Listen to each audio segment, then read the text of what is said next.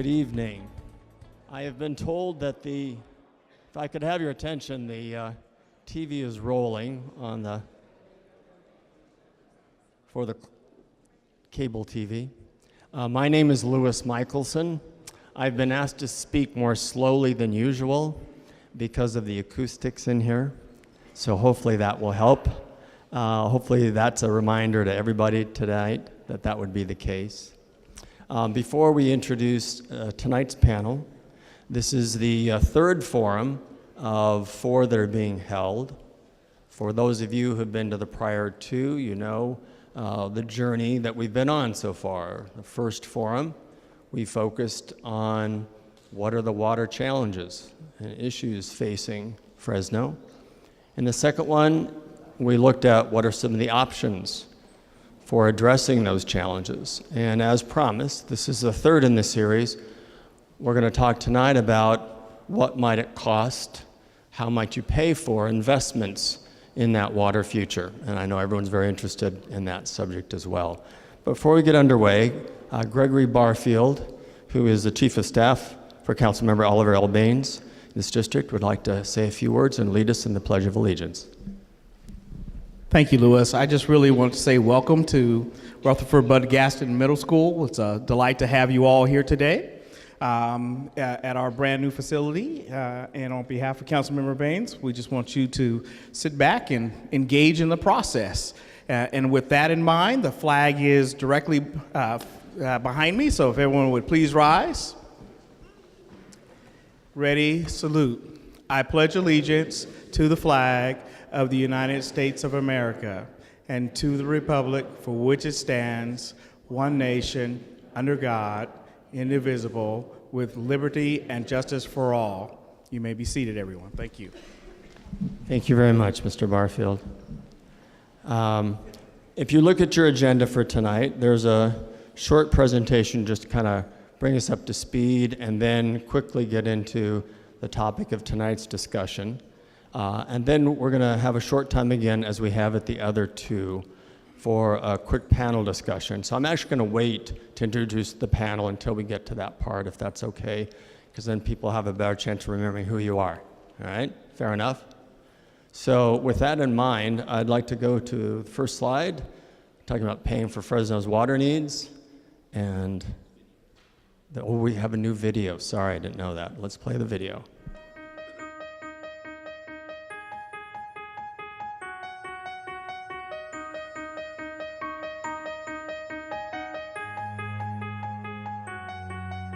Well, that's a good question. $15. I have no idea. I really don't know. It sounds like a lot of usage, though. Depends on geographics where you live. To be honest, I don't know what the price is right now. I have no idea, and I didn't know that small family can use 700 gallons a day. I think we'd have to know more than just the amount that we use to think of what's fair, don't you think? No way, that's like cheap.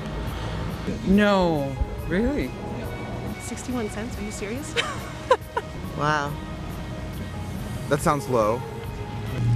That seems a little too low. Oh, wow.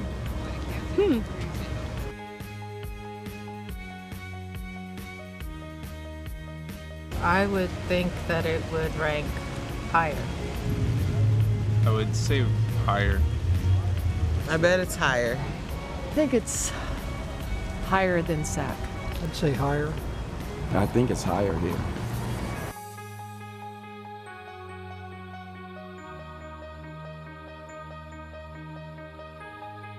Around 115. Like $80 or $90 per month? Maybe like 100. Bakersfield 60, we gotta be 80 at least. 100. 60 to 70. Yeah, about like 70. I would think it would be similar to Bakersfield because of location.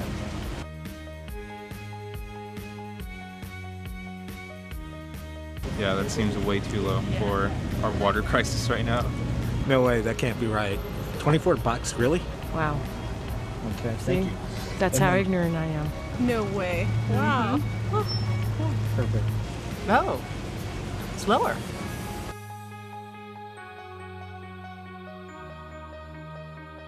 If we don't get to building some storage in this state, we're going to be in bad shape. We have ground that is sinking because we're pumping too much out of the ground. So we need to do something. People don't care. I mean, $25 a month, I could fill my whole pool. I wouldn't mind, to pay a little more if it will benefit everybody, not just me. Perfect.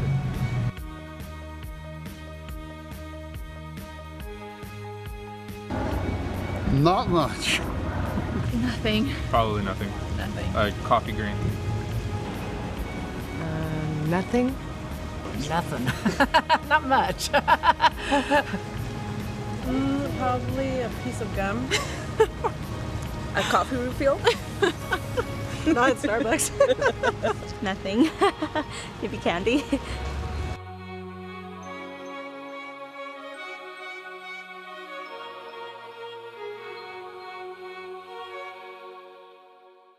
For those of you who've been at the other two forums, we've had these interesting videos, kind of man-woman on the street interviews, and I think what they point up is how important it is to have these forums so that everyone can become better educated, which is the purpose of them. So you're probably going to hear similar data provided tonight as well. So you ready to go?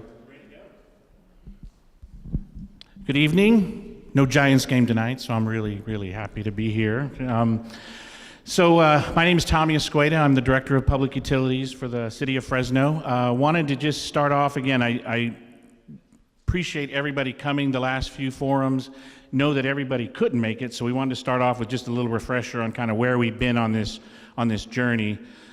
And so what we're really looking at is our water supply challenges. We have an aging infrastructure. We've got a lot of pipes that are 75 years old or older. A lot of that's in the downtown area, and as you look at the city and it grows out, it kind of the aging kind of changes, but we want to look at replacing a lot of that.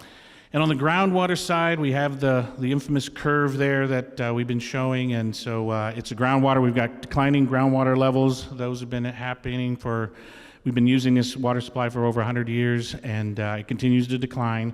We have some pending groundwater regulations that are coming in based on some historic land use practices that have gone on here in the city. We have somebody from the state that can talk a little bit about what those are looking like and the impact those will have on us, and I'll have a slide that talks a little bit about that. And then with the groundwater falling and the groundwater quality declining, the state in September passed a law that said, hey, time to do something. Either the city's going to do it or the state's going to do it. And so it's the Sustainable Groundwater Management Act. It'll become effective in January, and there's a timeline that's been established on when we have to comply and demonstrate that we are addressing the issues of falling groundwater levels and degrading groundwater quality. And we'll have to prove that out to the state on what our plan is to do that. What we're really proposing to do is to use surface water allocations that we have available to us here at the City of Fresno. We have 180,000, in a normal year, we have 180,000 acre feet that sit behind the two dams that form Millerton Lake and Pine Flat Dam. We use 20,000 in at our existing surface water treatment plant, and we do intentional recharge about 50,000 acre feet with our partners using FID facilities and the Fresno Flood Irrigation District. They have a lot of facilities, and we put water into those facilities. So we've got about 110,000 acre feet that we're not using right now, and so a large part of our proposal, our plan is to get that water out of the mountains, treat it, prepare it for you guys, and then deliver it to your homes, businesses, and the churches that are out there. It's difficult to see here, but this is one of the regulations that Cassie from the state can talk a little about. It's a new regulation. We have some groundwater contamination here in the state, in the city. Again, it's from historic land use practices that have been occurring. When it goes into effect, 2015, 2016, we'll have about 3 years to comply, but it'll take about 16% of our wells out of production temporarily while we try and address that problem. It's about 50 wells. It's about 60 million gallons a day. As a city right now, during the winter, when we're getting into the winter now, we use about that much water, so we're going to have to take that much well production offline in response to this regulation and then demonstrate to the state what's our plan to correct that contamination and prepare that water before we distribute it out to you in the community. So here's, part of the plan is, again, this, we've seen this groundwater curve continue to fall. And what we're proposing to do is bring additional surface water into the city and get that recovery curve that you see there kind of bows up. That's the basis of our plan. When we do that, we will then be able to turn groundwater pumps off here in the city, and when we turn them off, that'll allow the groundwater to recharge and recover. Again, we'll work with FID and the Fresno Flood District to get water into these basins and get that recharged, turn those pumps off, and the goal is to get that groundwater to recover. And this is exactly what the state will be looking for us to demonstrate to them when we go forward and present our plan on how we're going to comply with the Sustainable Groundwater Management Act. This is the kind of curve we'll have to prepare and demonstrate that we have a plan to accomplish that objective right there. So what we're looking at for the program is a series of projects. The core is the conservation program. That's kind of the fundamental piece of it. All of you have done a great job in conserving. I want to thank you all very much for doing that. We've gone from 329 gallons per capita to about 240 gallons per capita, so it's just a great job. We still think there's some more room there, and so part of the conservation program is to work with you and others in the community to try and find other ways to look at maybe some of our outdoor irrigation practices, some of our indoor water uses, and continue to push the conservation. Well and pipeline repairs, again, we've got pipelines that are 75 years old, so we're looking to kind of get that stuff repaired and replaced. It leaks, it breaks, we create disruptions in the community when those things happen. We want to get on a planned program for making those repairs and replacements. Again, recharge is currently part of our program. It will always be part of our program. Again, FID and the Fresno Flood Control District are huge partners. We're tied at the hip in trying to get all the water we can into those basins that you see around the city. Sometimes there's a park in it, sometimes there's not. So we're looking to just maximize the water we can get into there. And then the big three are these last three. So these are bringing the water out of the mountains into a surface water treatment plant, and then from the surface water treatment plant, building the pipelines that get it out into the community all across the city so that we can get get surface water into your house in replacement of the groundwater pumps that we'll be turning off. So that's the kind of the elements of this program that we're looking to develop for the city. So with that, I'm going to now turn it over to Mike Lima, who is the finance director, the controller for the city of Fresno. Thank you, Tommy. As Tommy said, I'm Mike Lima. I'm the finance director for the city. And today we're going to talk about how government pays for investments like this. Some of you may think that we have a lot of different ways to do it and that we do a lot of deep analysis.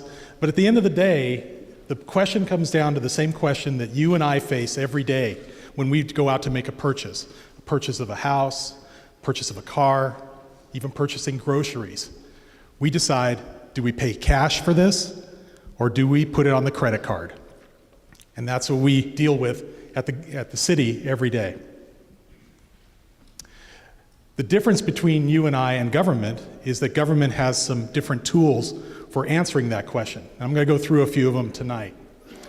The first, under cash, we have a mechanism called PayGo. And what PayGo is basically your savings account. Perhaps we didn't spend as much as we thought we were going to spend, or perhaps we collected a little extra revenue that we didn't anticipate. But the bottom line is we've got some money in our savings account, and we were able to use that money to pay for a project. The advantage to this, all of the items that are listed on the slide up here have regulations or laws that govern their use. It just so happens that PayGo has the fewest restrictions of all of those. So it's pretty much open-ended how you can utilize that money, or it's more open-ended than any of the others that are out there. The downside, you have to have cash in the bank. If you don't have cash in the bank, you can't afford any of the PayGo structures. Also under cash, we have developer fees. These are fees that the developers are paying in order to account for the impact that they have on the existing system. Whenever they build a new building, whenever they build a new subdivision, they have to put in a new well, they have to put in a new trunk line, and that costs and has an impact on the existing system. So we charge a fee for that. We charge either a connection fee, or we have a program here called Urban Growth Management, UGM, which also provides some money for those costs. The plus side to developer fees, growth pays for itself. It ends up contributing money to pay for the new growth that is built along the edges of the city. The downside to it, if there's no growth, there's no money. As we saw during the Great Recession, very little development, very little money was coming in. So as a result, it's very uneven cash flow. You don't know when it's going to come in or how it's going to come in. Next, there's grants. Grants are monies that are given by various government entities to another government or private organization. The grants can come from a variety of sources. They can come from the federal government, they can come from the state, even private industry. PG&E contributes to some of the grants. The big thing with grants, they lower the cost of the project, the overall cost, because you're not kicking in the money yourself. The downside to grants, there are two of them. First, no money is usually free. Usually there's what's called a match component, which means that the local organization has to kick in a certain amount of money. Usually 5 to 10% of the project cost has to be contributed. If you don't have that cash, you can't get the grant.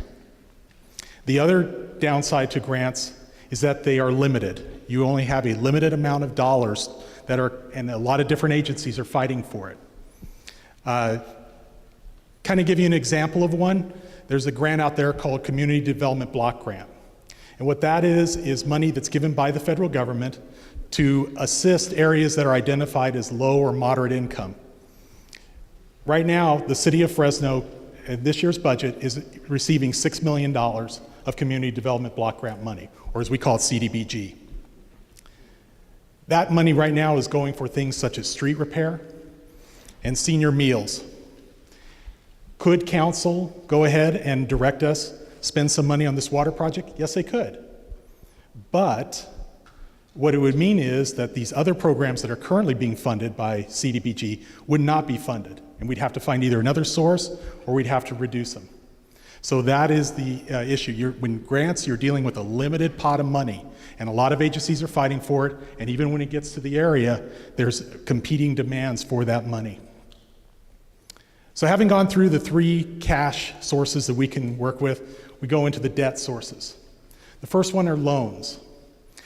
Right now, the State Water Resources Board has a drinking water state revolving fund that provides money to water districts and municipalities to improve water systems.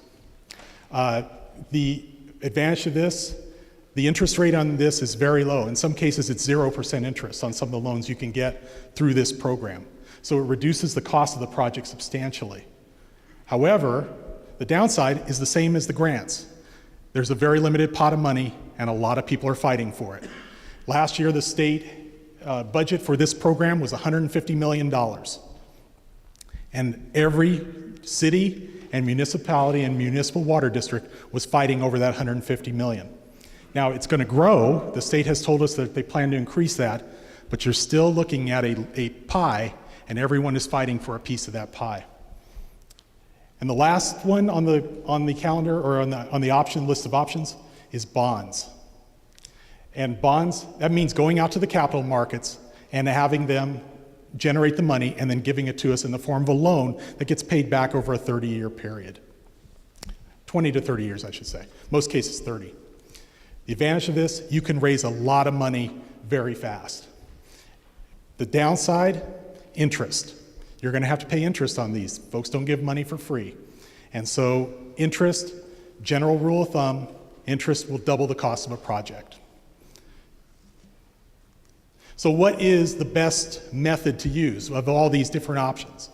Well, the best is a combination of all the sources. You have developer fees that you collect in order to pay for new growth. You have revenues from your piggy bank, from your savings account that you use in order to cover some costs. You go out and try to get grants as best you can in order to bring that money in. You aggressively go after low and no interest loans to try, again, minimize the overall cost of the project. But even after all that is said and done, given the size of the project we're talking about, we are most likely going to have to go out to the bond market and get some money brought in through bond financing. This is not unusual for a project this size. Governments do this frequently. Go out to the bond market and bring money in from the various capital organizations. Right now, this is our initial blush at this project, our initial look. We are estimating right now that 21% of this project will be paid for with the various cash sources that I talked about. Combination of grants, developer fees, and pay-go. 12% we think is going to be covered by low interest or no interest loans, and 67% of this project will be paid with bonds. Now, when you go get a mortgage, the bank, one of the first questions they ask you, as you probably all remember if you've obtained a mortgage, they ask you, give me a copy of your last paycheck so we know what your revenue is. Well, they do the same thing to government too, except what they say to us is, not only give us your last revenue statement to show what your revenues are, project for us over the next 30 years what those revenues are going to be, and are your rates high enough to cover the bond payment over the next 30 years. How do we raise those revenues to make sure that we can meet the bond payment over 30 years? Well, there's two different methods we use.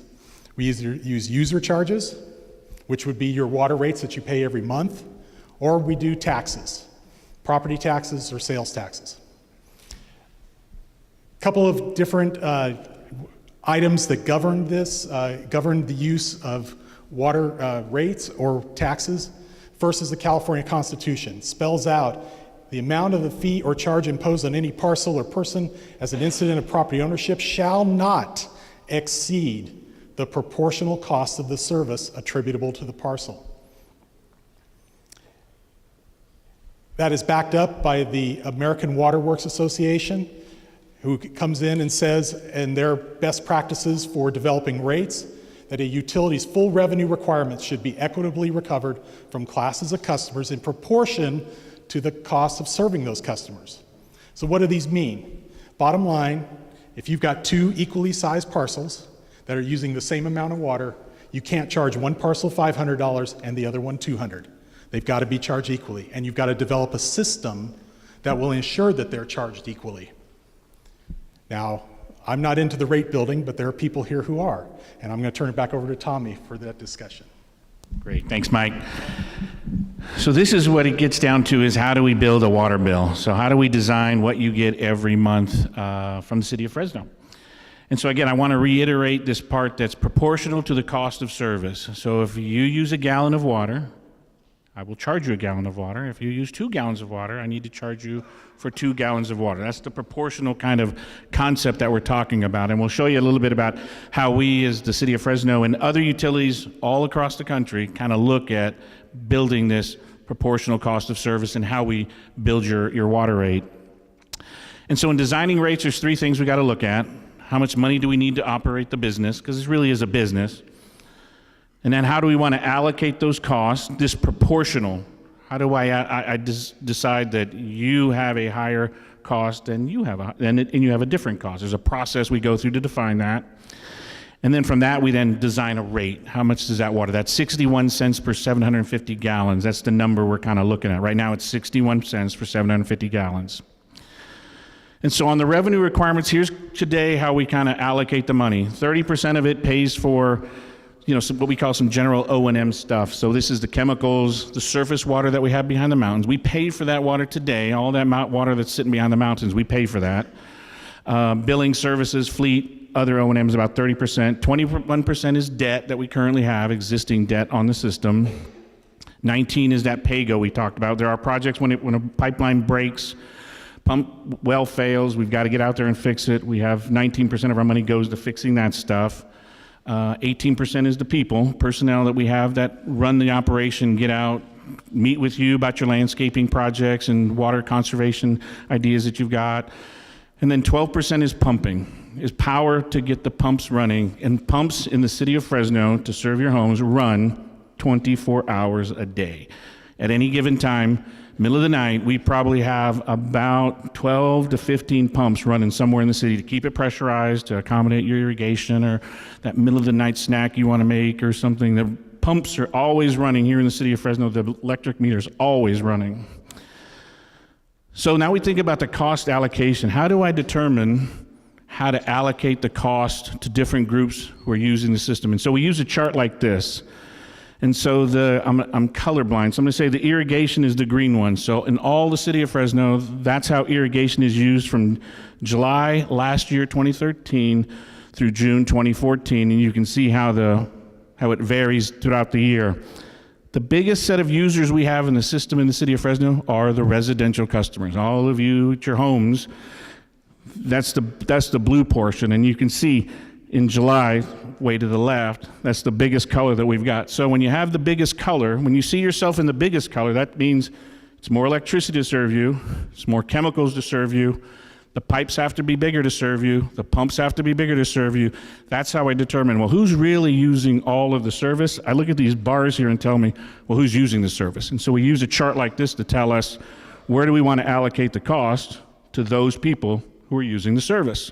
And the bottom is the non-residential. Non-residential would be like this school we put in the non-residential, the donut shop, the restaurant, anything that's not a residential, single-family residential would be in this lower bar. And you can see there's not a lot of variation in that bar. So as you can see from that chart, the residential classification, all of us, consumes the most electricity, pipe, water, chemicals, all of that. And so that's where we're thinking how we want to look at the allocation. So now let's look at that single-family residential. We've got three random areas around the city that we looked at, and we pulled their account data. So this is water that was used from January of 2013 through June of 2014. So this is 18 months of water data for 3 groups of people in 3 different areas. This is about 1/3 of all the accounts in the city of Fresno. That's what this chart for this set of accounts is, 1/3. And what you can see is that the Group C people don't use a lot of water. They use less water than the Group B people, and the Group B people use less water than the Group A people. So now we're thinking about allocating costs. That's what we're talking about. So the Group A use less, they'll probably pay less. The Group B use more, they'll pay a little more, and the Group A will pay a little more than those. So one way to kind of show you this would be if we had a project and we wanted to distribute all the costs to everybody, there's 2 ways we could do that. I could do it equally, everybody pays the same, or I could do it proportionately. You pay based on what you use. And so for a sample program, if this was going to be equal distribution, one way to look at it would be $186 per account per year. And that would be what we would charge whether you had a 5,000 square foot lot or a 10,000 square foot lot, or you had a 20-acre residential parcel. I mean, a 20-acre apartment complex. Everybody would pay $186. That's one way we could do it. Everybody pays the same. But if we did it based on how you use water, this is how the distribution would be. The people in the white use less water, they would pay less of that. They would pay a smaller portion of that. The people in the B column, they would pay $194 rather than $186. And the people in the A column who use the most water from this sample would pay the most. They would pay $241. So what we're trying to do when we try and design the rates using the proportional requirement that is a state law requirement is to make sure nobody's subsidizing anybody. That if everybody was paying $186, the people in Group C would be subsidizing the people in Group B, and the Group B people would be subsidizing the people. We don't really want to see that happen in the city. We want you to pay based on how much you use. And so that's how we design this. That's how we propose to design the system, is everybody pays based on what they use. So when we design the rates, there's 2 components you'll see in your bill. There'll be a fixed charge, and the fixed charge is, again, proportional. Smaller meter pays less than a bigger meter. Bigger meter you have, we can push a lot of water through that meter. You're going to pay more than an individual that has a smaller meter. And we use like 5/8 as kind of the small end. And I don't know, what's our biggest meter size in the system now? It's 10-inch? Hey. 12-inch. We have 12-inch meters. So a 12-inch meter pays a lot of money per month on a fixed charge. So we move a lot of water through that system.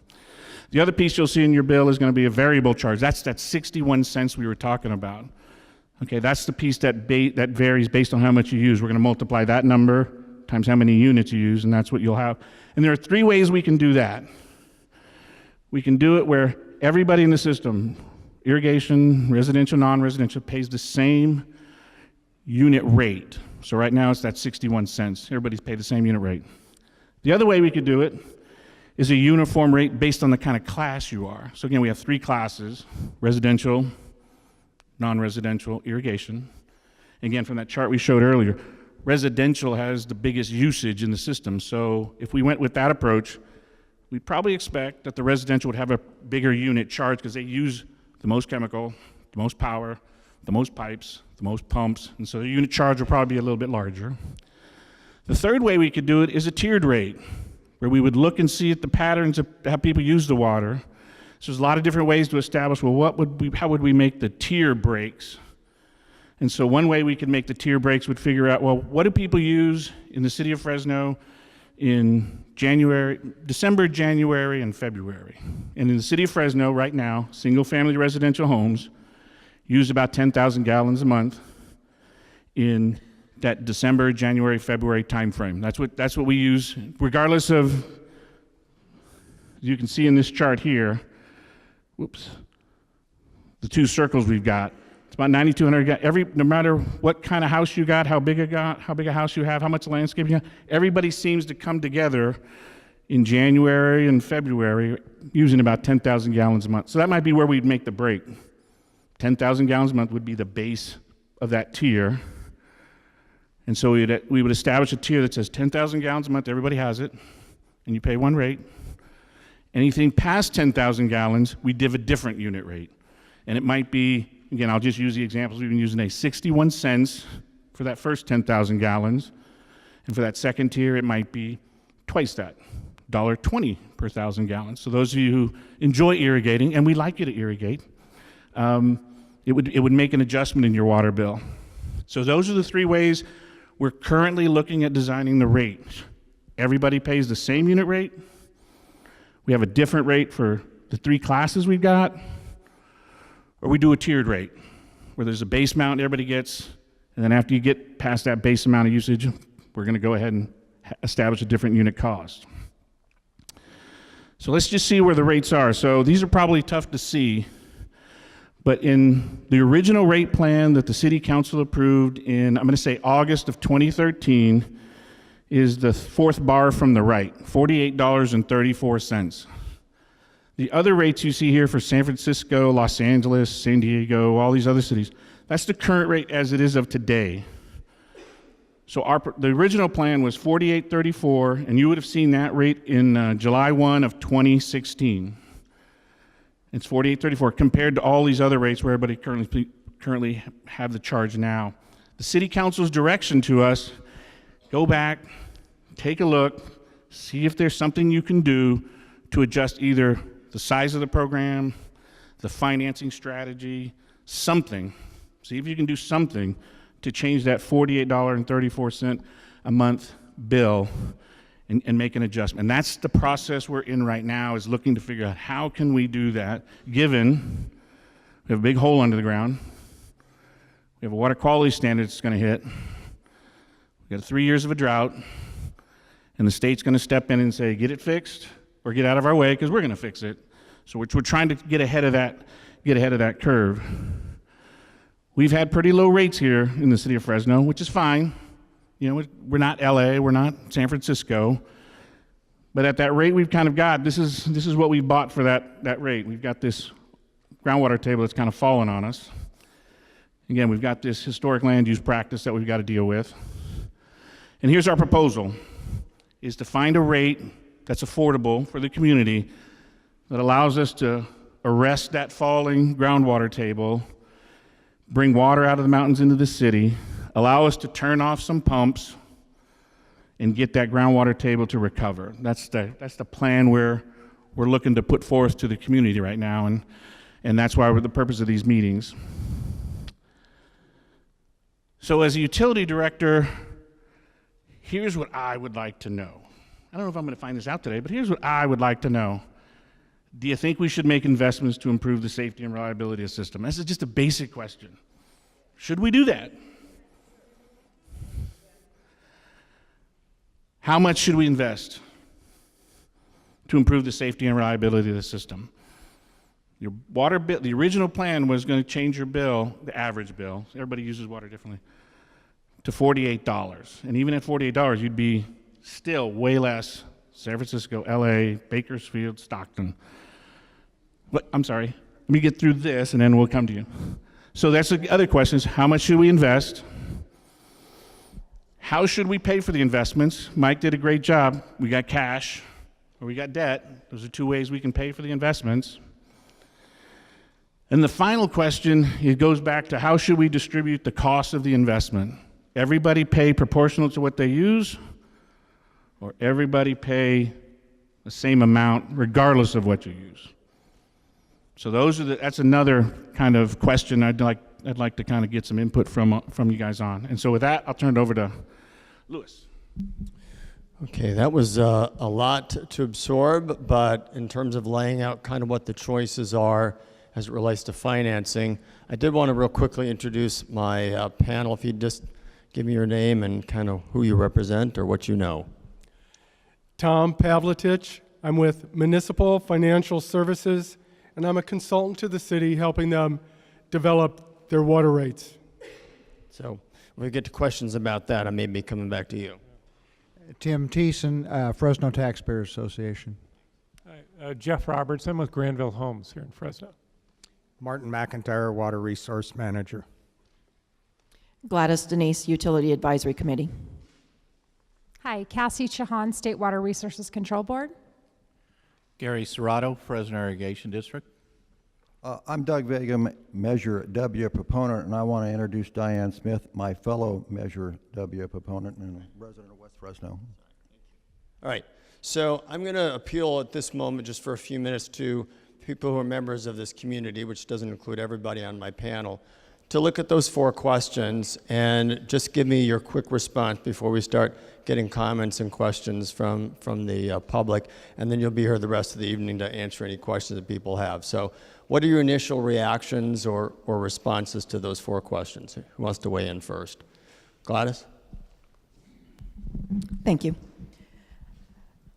I just want to say that as a member of the Utility Advisory Committee, we appreciate the infrastructure that Fresno has built here. We are privileged to be sitting in this building, which is a beautiful new addition. I thank Fresno Unified for investing in the future of our children because we know that's a sustainable investment. And as we can see visually what our tax dollars pay for, that is not as easy when we invest in the infrastructure of water. However, water is equally valuable a commodity to invest in for the sustainability of our future. We are looking at an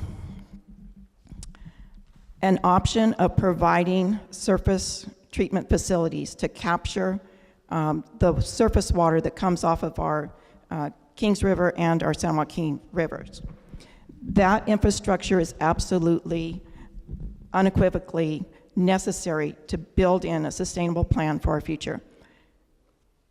We have pretty much tapped into the least costly provision for providing water, drilling wells, putting pumps. That aquifer that we sit on, we are completely blessed to be here in Fresno on top of one of the largest aquifers here in the state. With a 30-year decline in that aquifer, we must bring online surface waters to facilitate the sustainability of providing future investment here that people will say, this is a safe place to live. We need a sustainable water supply. And with that, I know that the experts that we have in the Utility Advisory Committee, we were privileged to listen to all of the experts, not only from our city, but from others who came in to provide us with information to see how we can bring on these facilities with the least cost to the public. And with that, I'd like to say thank you for everyone coming and thank you for the privilege of having this time to be here. So there's one point of view. I think that was probably in response to the first question, should investments be made to improve? Anyone else on the panel wants to talk about should investments be made? Thanks. I'm Jeff Roberts. I work for Granville Homes here in Fresno. And I'd have to agree that I do think investments should be made in the water system. Water is something that is an absolute necessity. We all know that. And for any community to survive, there has to be a reliable water supply.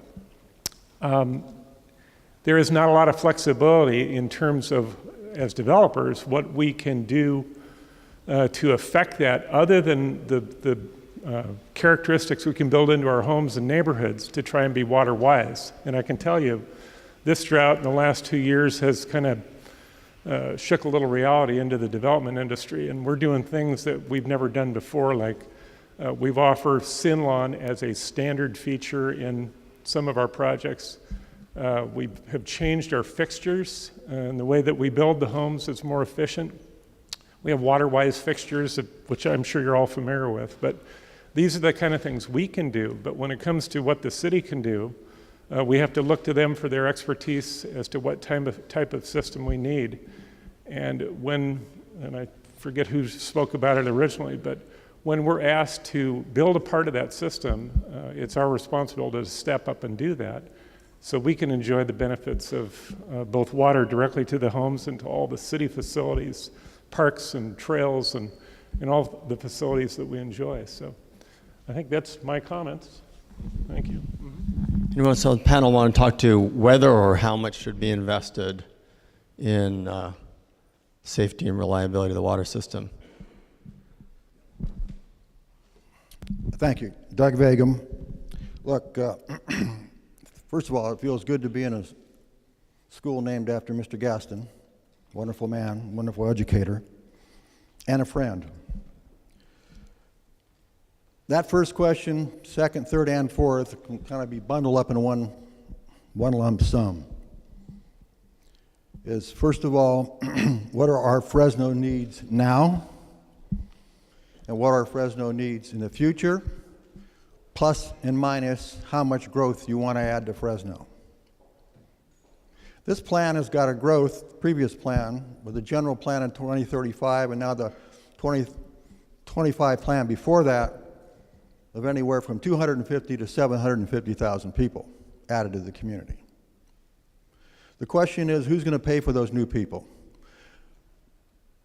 Under the old system that Mr. Roberts and Tommy Escueda pointed out, as the developers were pitching in. They built wells and they gave them to Fresno, and Fresno inherited the uptake and the intake and the maintenance. This new system is a reverse, and Mr. Lima pointed out about the percentage of how much pay-go versus how much interest-bearing notes that we will be carrying. The plan that was defeated just by this initiative had nearly 70% carrying of debt. Never heretofore in Fresno did we do that. Unbelievable amount of debt that they wanted you and I to carry. Twice the amount of debt that we carry right now on our water system per capita. That's the issue. How much are you willing to carry for somebody else to be able to grow 750,000 new people? And when they tell us they're out of water, but yet last year they went and sold water for $325 an acre foot to a district way outside of Fresno County. They made money on us. The question is, if they're going to play those kind of games, let's lay everything out on the table. What is your expense? How much water you got? How much water do you really, really need? Because I'm saying they don't need that plant in the southeast. 71% of the $360 million that was put together by the city council, hired a consulting firm of over $7 million. I believe the moderator worked for HM2 Hill as a consultant. $360 million is supposed to be jammed down our throat by the end of July 2016. 71% of that is for that plant over there. 71%. Not infrastructure, not old pipes, not any of that, 71% for that new plant so they can grow into a southeast area they used to call Sega. If the city of Fresno wants to be honest with everyone, they'll go to LAFCO on their next meeting and say, we don't want that 14 square miles anymore. We'll put it back to LAFCO. Take it out of the county or the city and give it back to the county so Sanger and Clovis and Fowler can come and start taking pieces of it. That's the honesty. Guarantee you they won't do that. Until they do that, and I don't have a problem in them keeping it, but just be honest. Lay things on the table. Coming back with a rate that's 10% lower than what they had is not a solution, folks. It's a cover-up. Thank you for having these meetings. Thank you. All right. So I got to take offense to that it's a cover-up. I really do have to take offense to that, because we have really been, this is what happens when you say, not this year, not next year. We're just going to keep waiting and waiting and waiting until we hit bottom or we hit the wall or somebody's going to come around and pick up all the pieces. And one way to look at how that happened, if that's really where we are, is the state regulation that came out. If you read the state regulation that came out, what the state regulation says is, here's what we would like local governments to do. We would like local governments to use their surface water supplies as the primary source so that you can rest the groundwater, and then in periods of drought like this, let the groundwater recover, and in periods like this, when we're hurting, you go get that groundwater when it's available. That's what the law is really kind of wants local governments to do. Basically, they took the plan that the city of Fresno put together 25 years ago and said, you know, that's a good idea. We should do that. And that's what the state law is looking for us to do. We've had this plan on the books for 25 years. The fact that it's been driven down your throat, I take offense to that. But it's been on the books for 25 years. Exactly. Why did we not do it 25 years ago? I've been here 4 months, and I've been asking myself that question. For 4 months, the groundwater table's been falling. For 25 years, well, for that many years, the groundwater table's been falling. We've had groundwater contamination in this city before. And what happens when groundwater contamination happens? We have to take wells offline. We lose pressure. Your irrigation systems don't work. And we're there again now. When this new regulation that the city puts out takes out 55 million gallons a day of production we have today, and we don't have that water available, there will not be pressure in the system. We won't lose pressure, but the pressure will go down. We'll have to come up with a solution and present a plan to the state saying, here's how we're proposing to treat it. And if you look at the state's website, the pollutant we're worried about is described as a pollutant known to cause cancer. That's what they have on their website. That's the regulation that's coming out. So I take offense when somebody says, you're making it up. You're just trying to scare us. It's been going on. This is what we've been doing for 25 years. So I'm really looking for the community to tell me why. I'm with you. 25 years. Why didn't we do it 25 years ago? Oh, me neither. All right. So.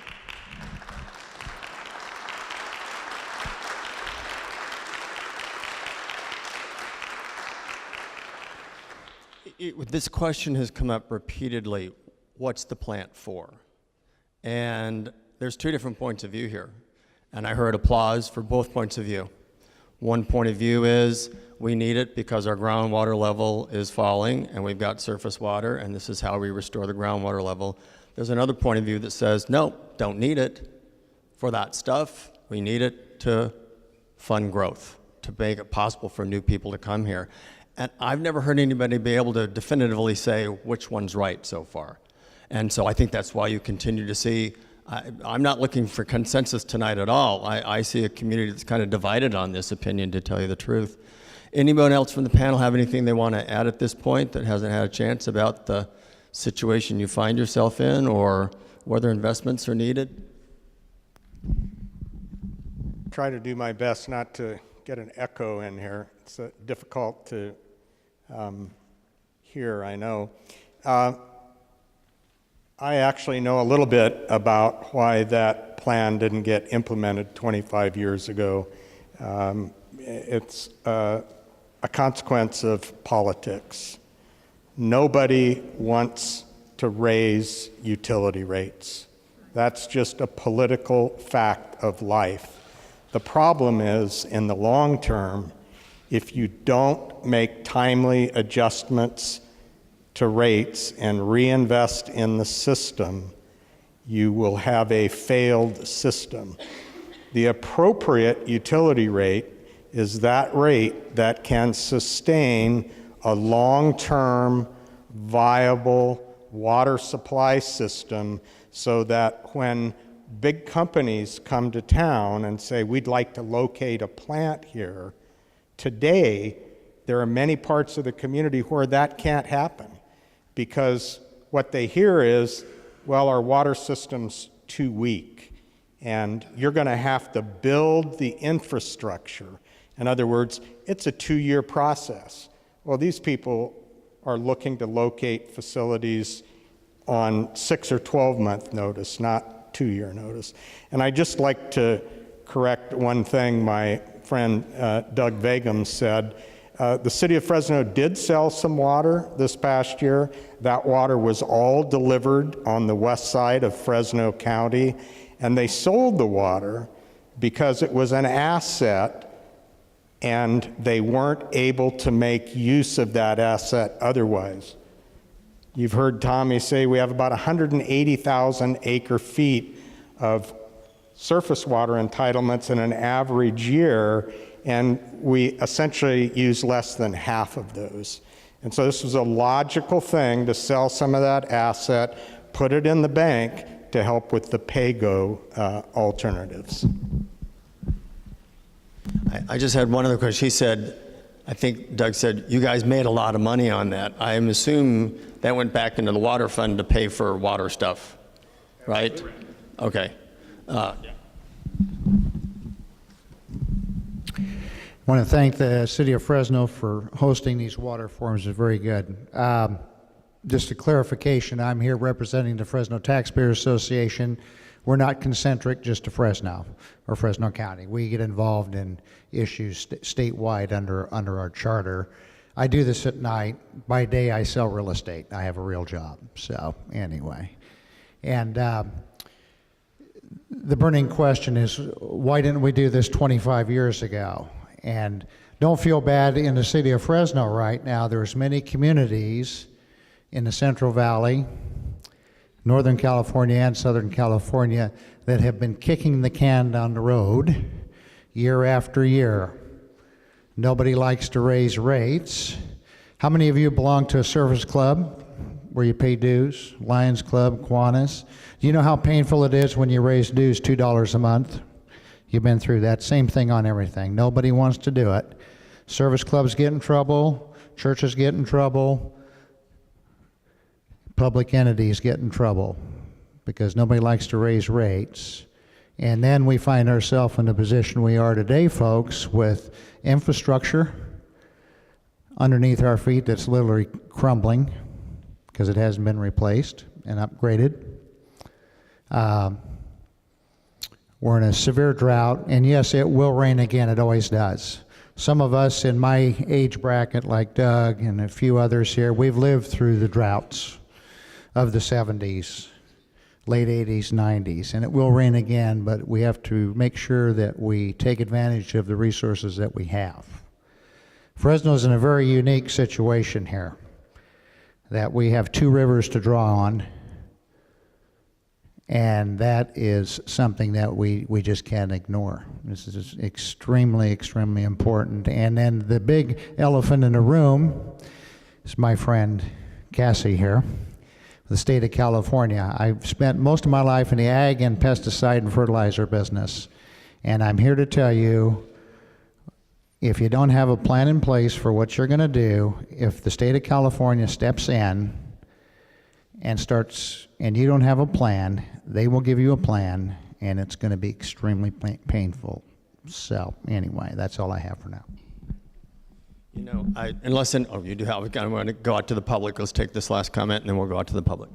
Yeah, I was just going to echo the sentiment. I'm with Division of Drinking Water, and the way that we've done business up until now is changing. I mean, I think we've talked about the fact that we've been able to rely solely on the groundwater. Those days are changing, and it's quickly coming to an end. The regulation of 123 TCP, which Tommy alluded to, is coming. It's coming very quickly. It's going to come probably in the next year or so. That's going to require initial monitoring within 6 months of adopting that regulation. And then within 3 years after that, if they're out of compliance, the city is going to have to demonstrate to the state how they're going to come into compliance. And they've been through this before, but they are going to potentially lose about 1/6 of their source of supply. And the other coin that Tommy alluded to is that the days of just being able to pump as much water as you want out of the ground are coming to an end. You are going to have to demonstrate that you have a plan in place to replenish whatever water you're taking out. And the governor recognizes that this is important. That's why he adopted or signed into law that regulation. And we have to do something to maintain and make sure that we're not overdrafting that groundwater basin. And I wanted to reiterate that because I've heard comments in these public forums and in discussions before we started that why do we have to do this? I mean, why can't we just continue pumping? There's an infinite amount of water underneath in the aquifer, and that simply is not true. And there may be enough water, but is it a good quality water that we can use? And the answer is, with more and more strict regulations, it's becoming more and more expensive to use solely groundwater as a source of supply. So I know a lot of people have their hands up and are itching to have something to say. I have several questions. The first one is to Mr. Lima. When you talked about CDBG money, why didn't you talk about the audit that was done in 2012 and how much money of that the city's going to have to pay back? Thirdly, to Mr. Roberts, you guys, you're Granville. You're talking about, we knew about this route 2 years ago. Why did you guys buy Running Horse? You could buy it.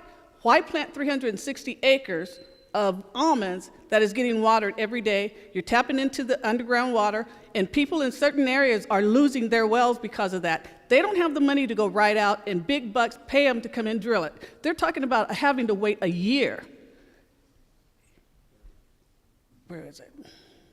Oh, and on the money that the city made, how much did they make? We want to know how much is being made. Every time you ask for an accounting of something, we never get it. And the other question that I have is, why do we have a $13 standby fee just to have the water sitting there? Do you want to respond to any of those? Yeah, I'll do the $13. So we talked about before, we have the pumps running all the time. Any given day, any day of the week, we're running electricity, chemicals, carbon, broken pipes, leaks, all so the water is always there, pressurized to you. If we could afford to just, we're going to turn it off. We just can't turn the water off and make it ready when you're ready. It's got to be ready for everybody all the time. So there's just an inherent cost of keeping the system pressurized. And again, at any given time of the day, we've always got about 20 wells running to keep the system running. So it's just always on, always available, so that when you wake up in the morning, middle of the night, you turn the tap, you take a shower, it's always available. So that's the basis of trying to get that kind of base fixed amount available for you to have. Yeah. Can I clarify something? If you didn't charge $13 in the standby charge, you just charge it in the rates for the consumption. You've got... Okay, hang on, because you need money to run the system. You use that $24. All right, answer. Okay, right. So they think they could save the $13 if you didn't charge it to them. You could do without all that money. No, the money's used every day. Like I said, the money's used every day to keep the system up and running and available to you.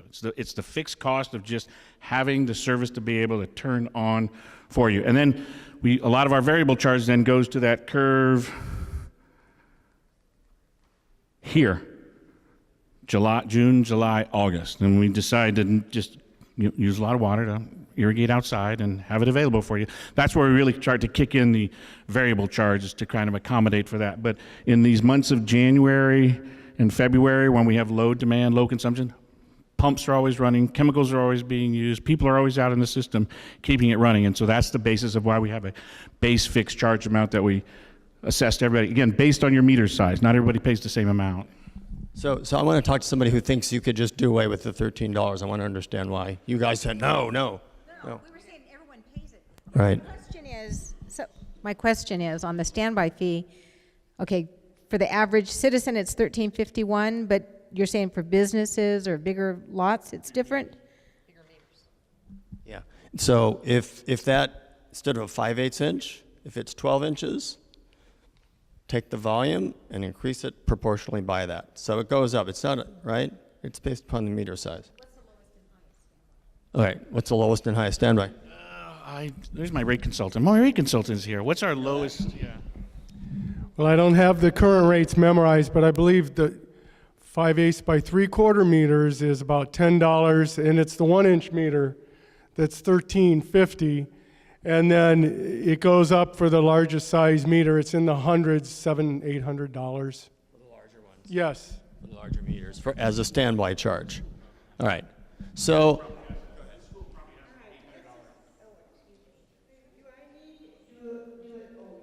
Do I need this thing? Absolutely. Oh, all right. Well, I'm not going to stand up because I'm old and decrepit. Now, what I want to know is, you're looking at a dime and you're looking at a nickel, and you're throwing away the dime because it looks smaller. Where is your sense of economy? Before we had the last fracasso in City Hall at the meeting, we had this nice slick presentation. Now we have another nice slick presentation. I don't think it was donated. I think the city had to pay for it. When I look at the plan for this Taj Mahal of this beautiful new plant, I look at it and I'm looking, well, where are the offices? I don't see any portables like we have for our kids going to school. If a portable is good enough for our kids to sit in, to learn, and it doesn't harm them a bit, then why in tarnation didn't whoever planned this magnificent, elegant Taj Mahal of a plant look to save some money? If you folks decided to sell much needed water for money, where did you put it? Okay. Did you put it in a little a bank account with a seal on it in a safety deposit box so you could put it into this investment of billions? You know, we're looking at government waste. The other thing we're looking at, we have currently a mayor who is quite willing to sell our garbage, all those trucks and everything else, and sell it right out from under Fresno. Who paid for them in the first place? Our taxpayers. What guarantees that this Taj Mahal, which will get us written up in whatever thing that's going as being a fantastic, incredible water treatment system, who's to say that she or her successor will say, okay, now we can make some money, all right? And as far as the developers, if you're going to use a facility, for goodness sakes, be wanting to invest in a percolation pond. If the electricity, which is what we talked about in the other meetings, not this last bunch of meetings, is so expensive to run a well, what is wrong with getting some grants that don't have to be paid back to put solar energy panels on top of the percolation pond, which will do two things. It will run the pump, and it will also help slow down evaporation from the pond. I mean, folks, let's go back to learning how to save. This is government money, but it comes out of our pocket. Now, I'm a senior citizen, and my basic income is my Social Security. All right? Do I still live the same lifestyle I used to? No. I had to cut back and trim. Water is needed, but we got to have good sense. This particular project is a fantastic project. If it were funded by the Rockefellers or Donald Trump or any of those, hey, you know what? They've got money, they can pull it out of their pocket and lay it down underneath the percolation pond. I just want to make sure everyone else gets a chance. So you've covered about 5 subjects, and all right, are we all good? I'm calling is Trump. We're back to Trump. Now what? All right, all I'm calling for is let's use our brains. That's what God gave them to us for. We Tammy, do you not said you had a need response. opulence. Right. We need things that work, and it can be simple. All right. Can you build something less than a Taj Mahal? Yes, so it was Taj Mahal 2, Taj Mahal West, we called it. No, the water plant, so in June of 2013, city hired an engineer to design a water plant. And How much it cost? How much did that engineer cost the city? well, so there was a contract that was awarded by the city in June of 2013 for about $10 million to design a water treatment plant. The original plan for that project was about $200 million. That was the original out-of-the-box, open this thing up, do this. As a result of this effort that Mr. Vegam has brought forth and direction from the council is go back and see if you can find something to, that plant is now smaller, less cost, and that's kind of the process we're working on right now is to find out, how can we squeeze that plant down to be less than this water rate that was part of the original plan. So that's the process we're in now. I do appreciate the idea of solar. It's not always sunny at night, and I have pumps running at night, so I'm not going to be able to use the solar at night. And I'm talking about pumps that are probably 500, 600, 1,000 horsepower. So that's a lot of horsepower to run on a solar farm. And so it is a great idea. We are doing some solar. It's just not practical for us to use it on the pumping system right now. So there's a lot of questions there, but those are the 2. So I'm sorry, I forgot your name. Diane. She came and said, I want answers to my other questions. One of them had with CDBG. She thought Mr. Lehman might be able to answer a question about that. And I think there was another question she had about why are you building more, why are you allowing more almonds to be grown if we don't have enough water? All right, so anybody want to? Jeff, do you have a thought? Sure. Thanks for asking the question about what we call Mission Ranch. About a year and a half ago, we got involved with looking at this property that, we got involved with looking at this property that had become somewhat of an eyesore in southwest Fresno. It was the old running horse property, and there was a failed attempt to develop the property, the golf course and residential, and it had become quite a dumping ground. We got involved and bought the property with the understanding at the city that we would try and farm the property in an interim basis while we waited for the market to catch up so we could someday build homes there.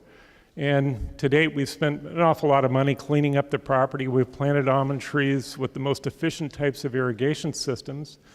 We have, I think, got that property in a much cleaner, better state than it was several years ago. And the water use is not only being pumped, but that property is set up to take advantage of the Fresno Irrigation District supply. And we worked to bring back that supply to the property. That was the first thing we did, so you wouldn't have to pump all the water out of the ground. That property's historically been farmed for 70 plus years through a combination of FID water and groundwater, and it's just that way today. But in the future, when the property is developed with homes, it will use about the same amount of water that it does as a farm being farmed for almonds, and that's pretty common knowledge in terms of the types of water consumption for crops. So hope that answers the question. Right. So I'd like to hear from somebody, we've heard a lot of things about what's it going to cost. I want to go back to the original question. Should you make investments or not? Because I heard different clapping and points of view and whatever, and I'm just curious if anyone else wanted to answer that. Yes, sir.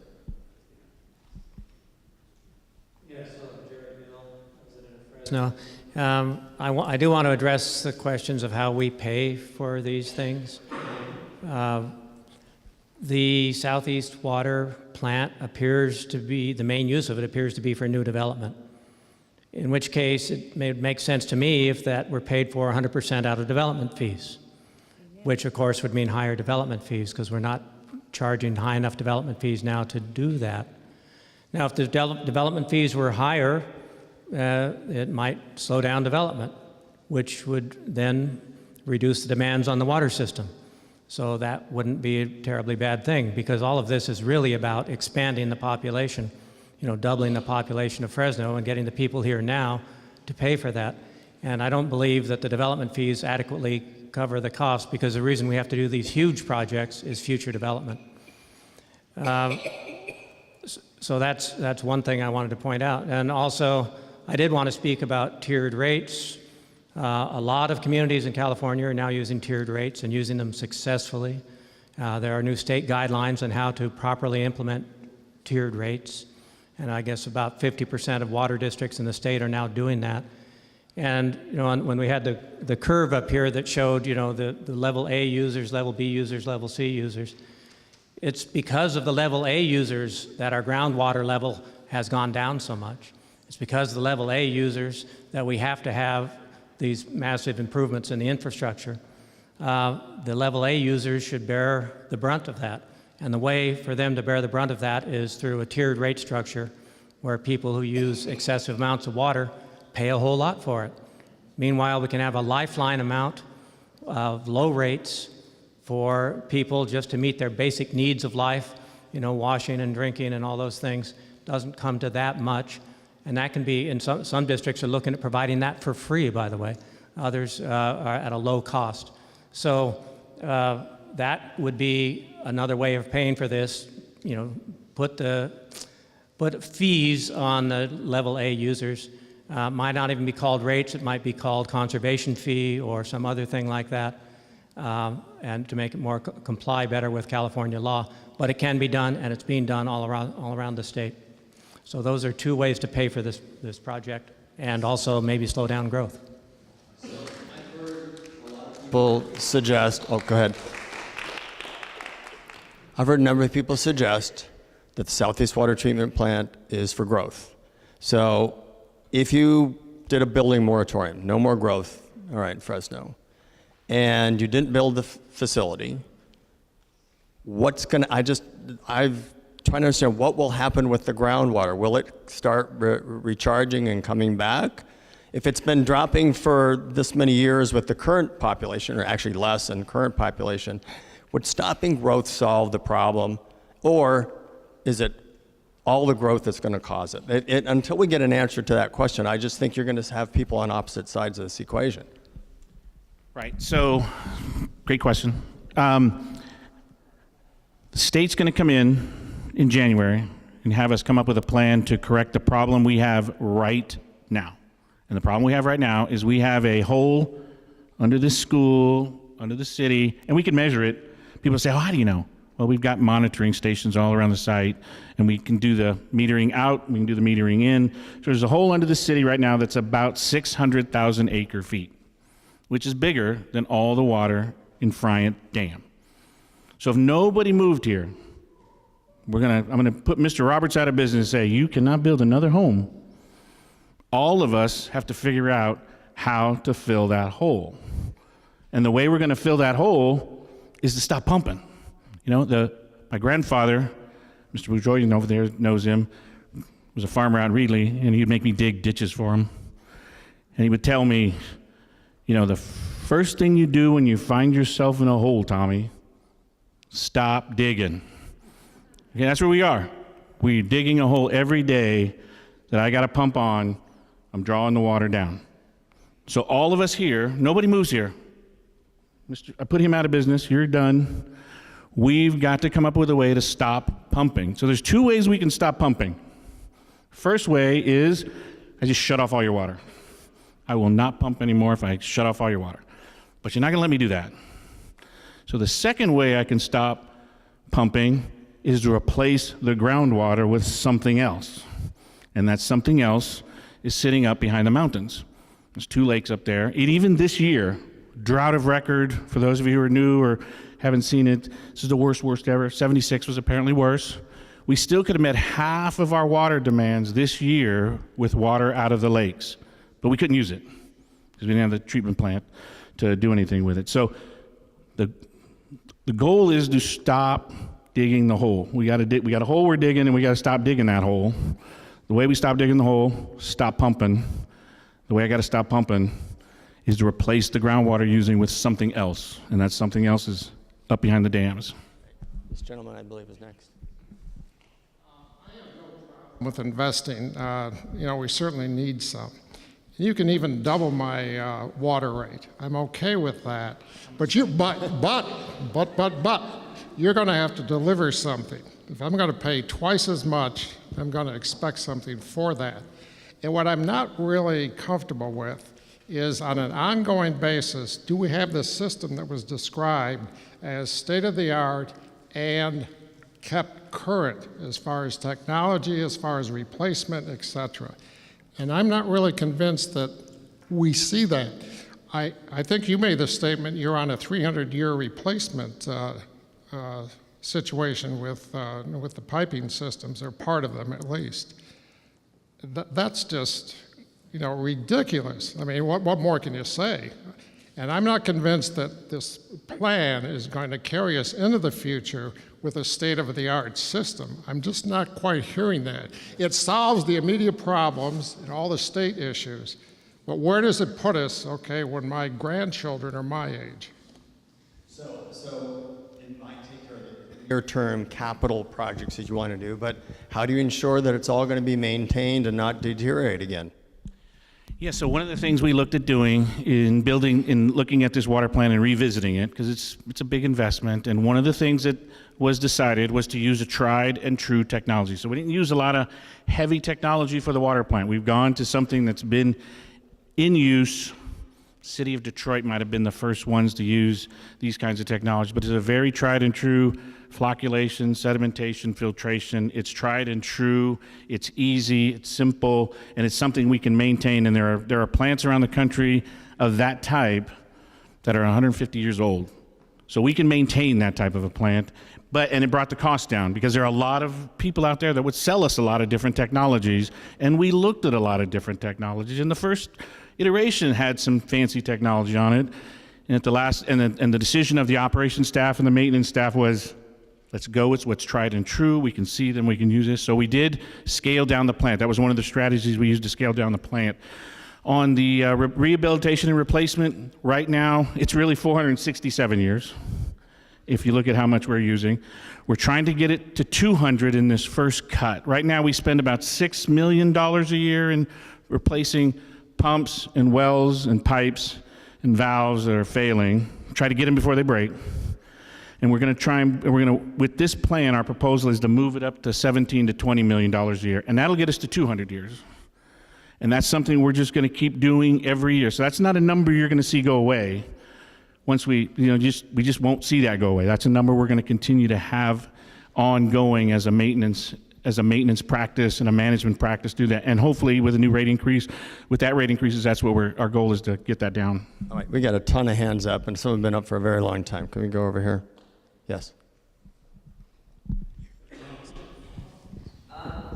I'm Carol Mall, and I was on the Utility Advisory Committee as well. We spent a lot of time, 3 hours every month. We spent a half a day with each one of the departments in the utility department. We made the recommendation, was it 3 years ago, that we increase the rates at that time and do this work that needs to be done. My husband tells the story. His father would be about 100 years old right now if he were still alive. When he was farming with horses back 80 years ago, they would come to the end of the row, dig a hole, and the horse would drink from that. That was how they got water to the horses. Today, you'd have to dig to China to get some water for your horse to drink. We have a serious problem here, and I was under the impression 3 years ago that the southeast plant was mainly because of contamination or possible contamination of the wells in southeast, and there's no way of piping the water to the southeast, and that we needed this purple pipe going around the city to use the water from the treatment center to use for irrigation. Is that still not the situation? But I want to make one more point. I'm with this gentleman over here. When I go into Starbucks, I spend a whole lot more than 61 cents for an iced tea. If you go into Denny's restaurant, you pay $2 for a cup of coffee.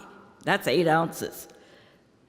And I can't understand why we're in such an uproar over a $25 increase for the average person over a number of years. I sell real estate in Fresno. I'm more concerned about the devaluation of the property in Fresno, because when my house is, if I don't have a yard that looks good, if I can't water my yard, if we don't have parks in Fresno because they're all dried up, if our trees are dying, our property values are going to go down dramatically. Property values don't go down by $5, $10, $25, $50. They go down by the thousands. And that's my concern. I'm really sad that we stopped this process because we need it, and we need it desperately.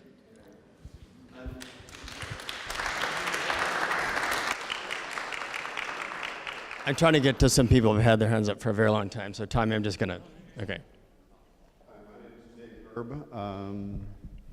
I am a retired and recovering city and county planner, so I know a little bit about this issue also. I'd like to make 2 suggestions and a comment. My suggestions are designed to try and bridge the gap between Mr. Vagum and the gentleman over here in the plaid shirt who is expressing concerns about the extent to which this is designed to facilitate new development.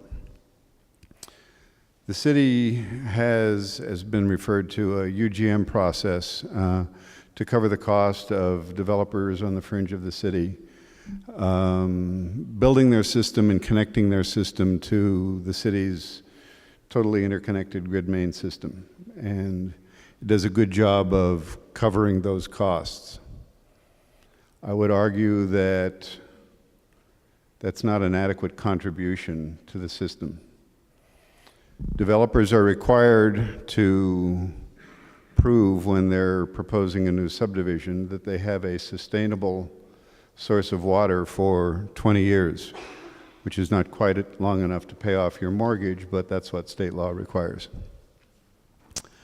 By hooking into the city's system, 108 square miles, over 200 wells, they're connecting into a gold-plated, bulletproof system that is guaranteed to provide them a sustainable source of water. And hooking on to that system, I would refer to as buying into a franchise fee. The example I like to use is mom and pop wants to open up a coffee shop. You know what mom and pop gets to charge for a cup of coffee. They want to sell Starbucks coffee, which costs a little bit more. They pay a franchise fee to Starbucks. You want to hook on to the city's gold-plated water system, you should pay a franchise fee, which could go towards dealing with some of the cost of establishing this new infrastructure. Second, the gentleman who was talking about costs, and developer fees are part of that cost, also made reference to CDBG money, and the examples that he used was meals for senior citizens and paving streets. We also use CDBG money to fund our code enforcement program. It's over 40 people. Each person costs an average of 50, 60,000 a pop. Do the math, that's a lot of money. That is technically, if you stretch a point, an expenditure that is eligible for CDBG funds. However, I know the city has been criticized over the years for stretching a point on spending that much money on CDBG money, which was intended to help defray the costs of providing infrastructure in low and moderate income neighborhoods. You take $1.5 to $2.5 million a year that could be freed up with that CDBG money, and you go a long way towards reducing the cost of infrastructure for inner city residents. And I think that's an appropriate way to do it. And there are other ways to fund the code enforcement program. Last comment I would make is that the fastest way to establish a built-in conservation program is to establish an aggressive tiered rate structure. We all believe in the free market economy. Pay for what you use, and if you use too damn much, you'll see it each month on your utility bill. Thank you. Ms. Zuckel is next.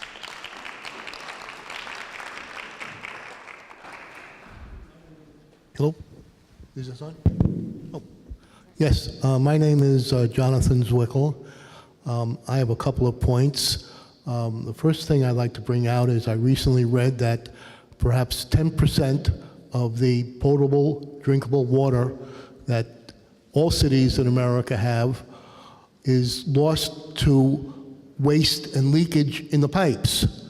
So I would think that fixing our infrastructure, which is wasting all this water, would be one thing that would be done regardless of what anything happens with building a new treatment plant. That would be one way that we could stop digging, or at least reduce the amount of water that we're digging and using from the infrastructure. Now, I've heard from a couple of people talking about just stopping growth here in Fresno.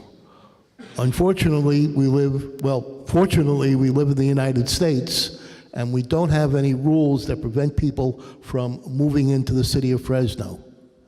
Now, I just moved here in 1995, which makes me a newcomer for some people, but when I first moved into Fresno, pretty much Fresno was much more of a lower-end district than it is now. You could buy really nice homes in the $100,000, $150,000 price range. Unfortunately, when you stop building homes, what happens is that the cost of the available homes increases. As we all saw, in the 2005, 2006, before the price decline, the price of homes became unaffordable for a large percentage of our citizens, and that includes the citizens that live in this district, maybe especially. And if we cut off Southeast Fresno Growth District and give it back to the county, and we refuse to build any more new homes, that's going to make the cost of housing unaffordable for too many of our people. And even those people that have homes, what about your children? Our children who have to move into something. Okay, on the water, I just have a question. Originally, you were talking about single-family homes and non-residential. What about multifamily homes, apartments? Where does that figure into all of your figuring? All right, so that is a technical question. Yes, real quick. Right now, the way the rate plan is structured, multifamily homes, apartment complexes, sit in the non-residential. It's considered a commercial enterprise. We sit it in the non-residential category. Those sit in the non-residential. Anything that's non-single just happens to be in that. Okay, I've got a huge backlog of hands. We're supposed to end at 8:30. Hope you don't mind. We're going to go a little bit longer and try and get some more people involved. Yes, right here.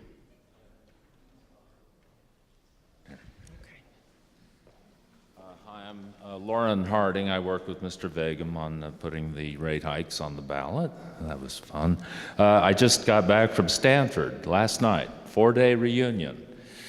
Lots of bright and very wealthy people there. Here's what we can do to avoid building that plant. Number one, reduce yard watering from 22 hours a week to 6 hours.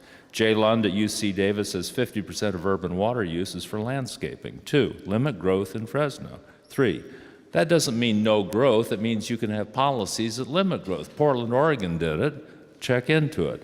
Develop a water budget each year under the new law signed in September by Governor Brown. Ag has to meter and report their water extraction now. And so now Fresno, Clovis, and Orange Cove, and all the big ag and whatever industry we have can develop a water budget. And when we do that, the aquifer will start to recover. And cutting out all this gross water use on the yards will do that. Double the size of the Northeast plant. I toured the plant. It's 30 million gallons a day. It's treating 20,000 acre feet. They say now, well, we can't use the water we get. We have 70,000 acre feet now. If you add 20 at that plant by doubling it, and if you add 400 additional acres of ponding basins, which they announced recently is what they're going to do, that gives you another 67,000 acre feet. 20 plus 67 is 87,000 additional to the 70,000 we have now. That gives you 157,000 of your 180, something like 87%. So there you are. There's how you use the water we have available now. Tiered rates, I like that. Friday night we had our party at a fancy club up in the horse country in Atherton. While we were eating, I noticed a gentleman over there by the name of Gray Davis, who was in my class. So I got over and talked to him. I went to one of the classes without quizzes, a woman who's an expert on using satellites to assess how much water's in an aquifer. And they can put electrodes in the ground and run juice through that, and that works too. And I went up and talked to her at length at the end.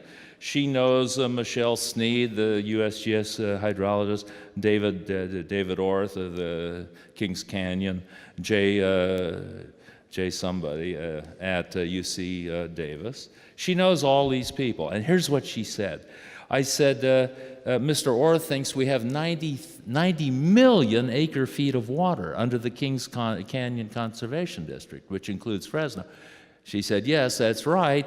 And she said, we had a contract with them to do a study using the satellites, and we were all ready to go, and the money fell through. And I said, how much would it take? And she said, $2 million. So then later, when I was talking to Gray Davis, I told him that. I said, for $2 million, we could find out exactly what we have under Kings Canyon Conservation. And his lawyer's mind flew into action, and he said, well, you should spend that $2 million before you spend $274 million on a surface water treatment plant. But the purpose of the plant is for growth. That's for growth, and they've admitted. They say, Tommy told me we're going to add 250,000 people, take it to 770 by 2035. So it's for growth. I wish they'd just be honest about that. But if you did the steps I'm saying here, the aquifer would start to recover. Limit all that yard watering and all that. Double the Northeast plant, replace the aging water mains. I know I'm repeating. So that's it. So Gray Davis says do the study first. And I got to talk to him again on Saturday morning. I ran into Mr. Harding, I want to make sure a lot of other people get a chance to talk. Sorry. Thank you very much. Thank you. She was next, and then I've got two more over here. And this guy. Okay. And this guy. Stephanie Frederick, Fresno Co-Housing. I'd like to say that when we object to paying more, we forget about all the years that we were underpaying, steeply underpaying. Now, if we want a future for this community, we need to compensate for those years of underpaying, make good on them. The water is a valuable resource, and if we don't have it, as this woman here has said, our property values are going to plummet, and we're not going to have a future. I strongly support using tiered rates to support the bonds that we will need for this project, and I think we need to invest exactly what the city proposes because we need our future. Thank you.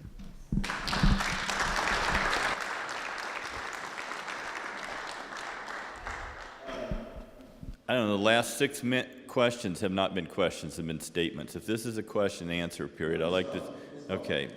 Doug Vagan had made the statement that 71% of the Southwest plant was not needed, right? It went to the plant. I'd like to have the city tell us what percentage of the plan they think really applies then. That's number one. And number two, in a previous meeting, the Fresno water folks said that the plant in the Clovis area, I think it was, the plan was to bring a 72-inch pipe down from Friant, and that was to recharge the entire area through combination of pipes that went throughout the city. So am I to understand those pipes then are going to connect with this plant on south and to somehow recharge it? Or if not, where's the recharging of the south coming from? Thank you. I'm sorry, Tommy, you've talked enough. Just a couple responses to your question and one that was raised earlier. Southeast Fresno, in fact, all of East Fresno, is not amenable to recharge. The soils are tight, groundwater is weak there. This plant is principally necessary to serve that portion of the community which has weak groundwater and which is where the greatest amount of TCP, the constituent that is soon to be regulated, you're talking about property values. East Fresno, I should say, would be in big trouble if we don't have a plan to replace that groundwater. There is no way to do surface spreading and conventional recharge on the eastern side of Fresno, and in particular in southeast Fresno. You just can't get the water into the ground.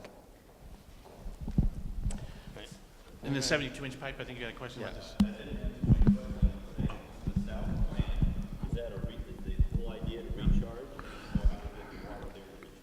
Right, so what we're planning to do, sorry to do this to you, so the southeast plant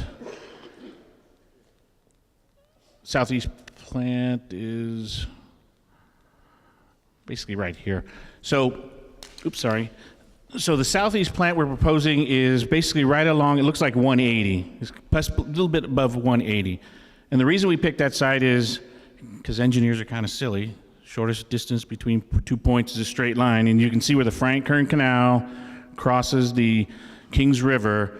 Right there is where Gary from Fresno Irrigation District has a structure where he pulls water out of the river and makes it available in his canals. And so we would take the water right there from that point and just basically go straight across that 180 line, and that's where the plant is. So it's just really the shortest point between where we get the water out of the lake, get the water out of the river, and where the plant is proposed to be. So that's why that was picked. Now what we've talked about with Gary is that if we could use his canals or we could use the pipeline, if we use the pipeline, we would make arrangements for there to be takeoffs where then that water could be taken even out of that pipeline and put into some recharge basins that would travel a long way. So it could serve two purposes. One purpose, feed the plant. Second purpose, feed recharge basins. That would be a long line, or get the water into some of his canals that he would use. So that's what we would look at doing that.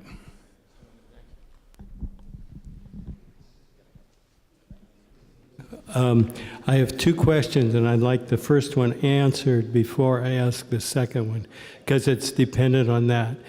Under this plan, what I understand you want to do is get this surface water treated and basically connect with the city, right? Is that right? And that implies, so where is the groundwater recharge component out of this plan coming from? Gary, because he and I are working with Fresno Metropolitan Flood District. And so if you look at a map that the Fresno Metropolitan Flood District has, they have these blue dots. And these blue dots are recharge basins that they own and operate. And those things are located all over the city. And right now we take some of our surface water, we run it through Gary's canals, and we drop that water into, I don't know how many he's got. How many recharge basins do you think he's got? He's got about 100 recharge basins all over the city.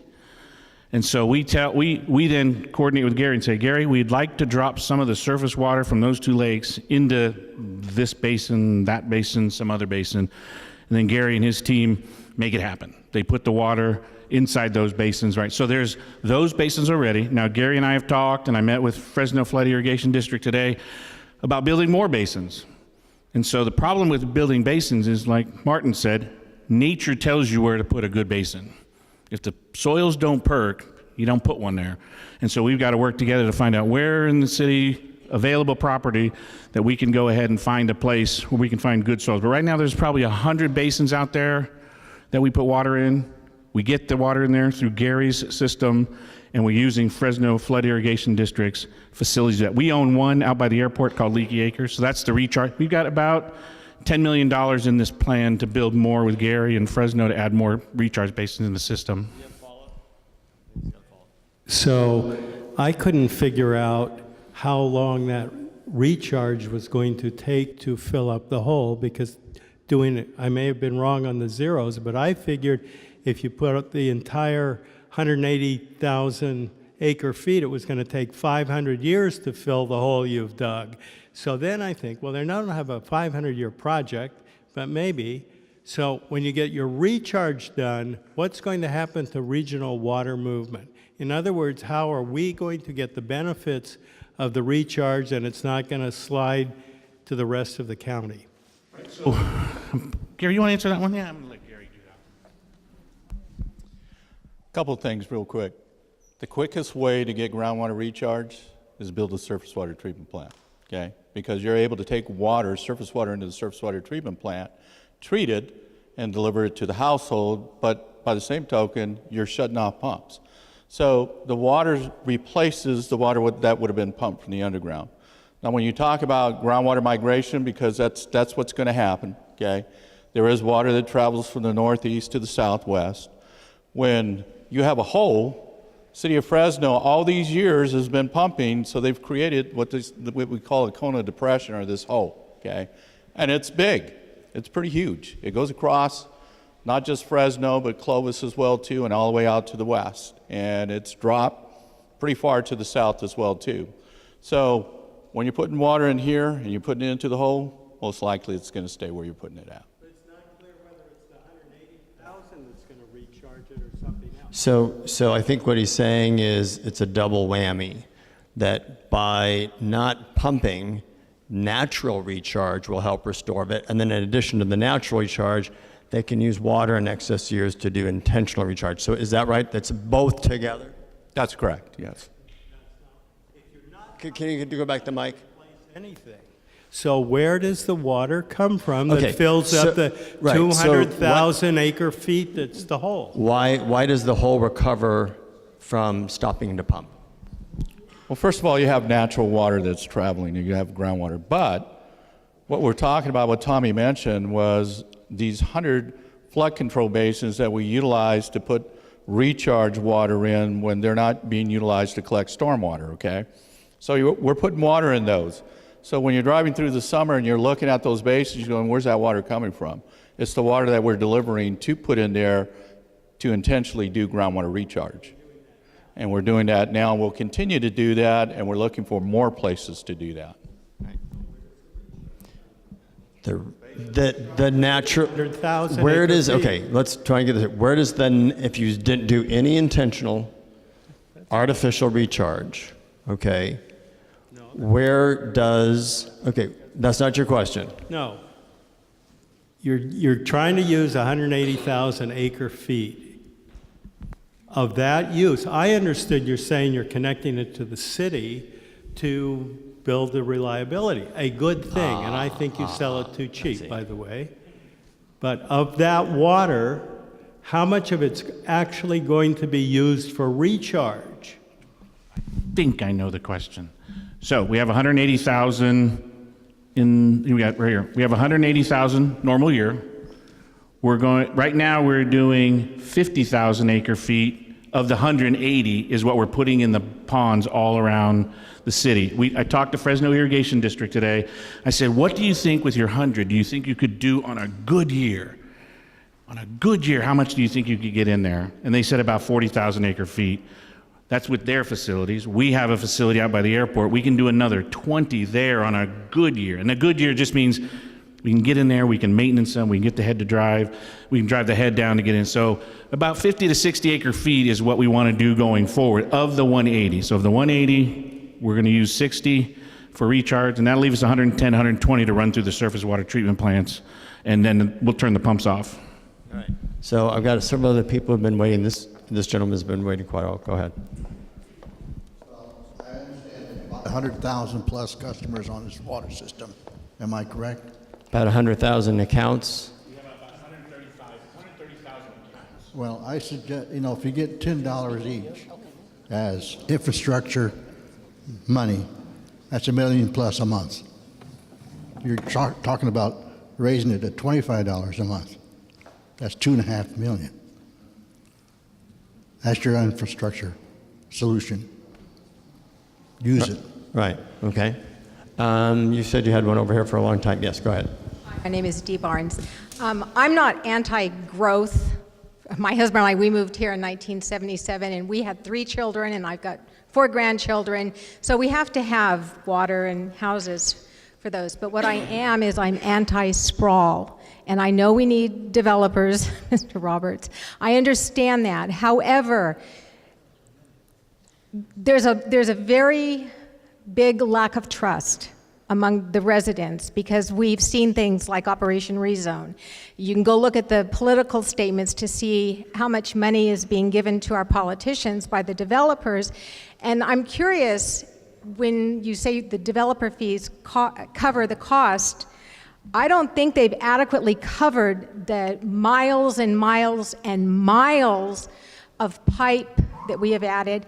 And of course, I have seen what the city has suffered with our general fund over the fact that the number of streetlights and roads and trying to get police and fire to all the new areas. And I would imagine that maintaining the pipes has a lot to do with the cost of delivering water.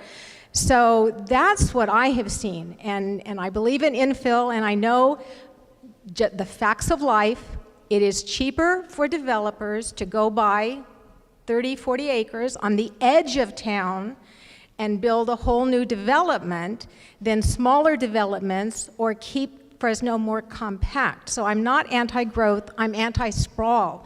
And I think that a lot of the people were suspicious. I believe we need different sources of water.